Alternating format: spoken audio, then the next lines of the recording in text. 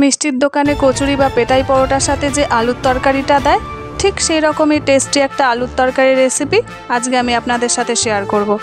Dream রেলিশের পক্ষ থেকে আপনাদের জানাই সাদর আমন্ত্রণ। আর আমার আজকের রেসিপি হলো মিষ্টির দোকানের মতন আলুর তরকারি। যে মশলাটা দিলে এই আলুর তরকারি এতটাই টেস্টি হয়, প্রথমে সেই মশলাটা বানিয়ে নেব।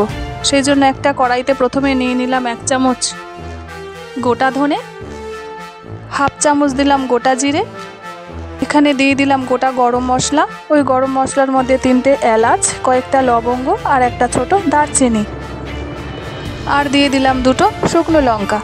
এবারে মশলাটা 2 মিনিট মতন ফ্রাই করব। এর থেকে বেশি ফ্রাই করব না, তাহলে মশলাটা তেতো হয়ে যাবে।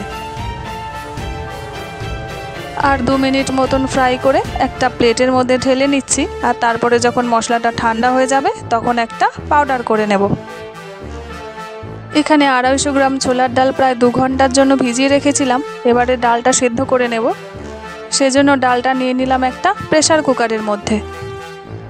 এবারে এর মধ্যে দিয়ে দিলাম পরিমাণ মতন জল, আর দিয়ে দিচ্ছি 1 চামচ হলুদ গুঁড়ো, হাফ চামচ লঙ্কা গুঁড়ো আর হাফ চামচ লবণ দিয়ে ভালো করে একবার মিশিয়ে 3টে সিটি দিয়ে নেব।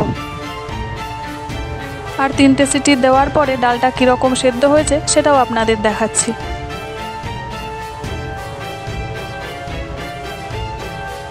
এই যে দেখুন, ডালটা কত সুন্দর সেদ্ধ হয়ে গেছে। আর এখানে আলুর তরকারির জন্য আলুটাও ছোট ছোট করে কেটে নিয়েছি, তবে আলুর খোসা সম্পূর্ণ ফেলে দিইনি, একটু খোসা রেখে রেখেই আলুটা কেটে নিয়েছি। এবার প্রথমে আমি আলুটা ভেজে নেব। সেজন্য কড়াইতে পরিমাণ মতন সর্ষের তেল দিয়ে দিলাম, তবে আপনারা চাইলে এই রান্নাটা সাদা তেলেও করতে পারেন। আর তেলটা যখন গরম হয়ে যাবে তখন এর মধ্যে দিয়ে দিলাম 1 চামচ 5 ফোড়ন, 2টো তেজপাতা, কয়েকটা শুকনো লঙ্কা আর 1 চামচ দিয়ে দিলাম হিং।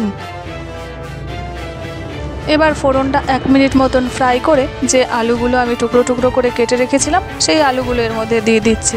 আর আলুগুলো খুব ভালো করে প্রথমে ভেজে নিতে হবে। আর আলুগুলো ভাজার সময়ই এর মধ্যে দিয়ে দিলাম হলুদ আর স্বাদ মতন লবণ।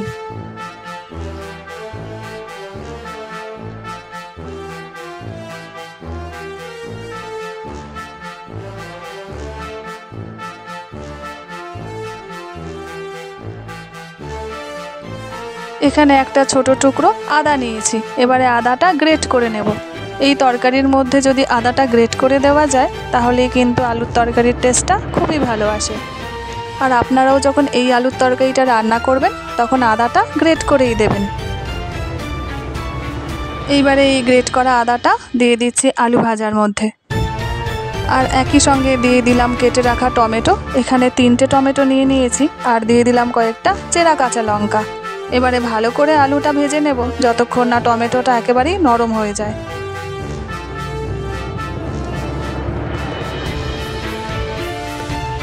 এইভাবে ভাজতে ভাজতে যখন টমেটোটা নরম হয়ে আসবে তখন যে ডালটা সেদ্ধ করে রেখেছিলাম সেই ডালটা এর মধ্যে দিয়ে দিচ্ছি।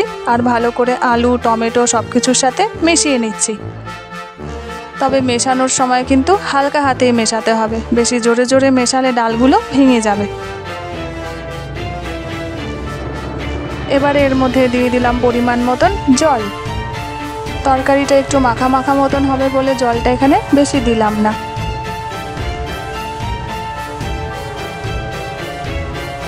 তারপর সব কিছু যখন ভালো করে সেদ্ধ হয়ে যাবে তখন ভাজা মশলাটা ওপর থেকে দিয়ে দিচ্ছি। আর ভালো করে একবার মিশিয়ে নিলেই মিষ্টির দোকানের মতন তরকারি একদম রেডি হয়ে যাবে। তাহলে আপনারাও একবার এইভাবে বানিয়ে দেখুন, এর টেস্টটা খুবই ভালো হয়।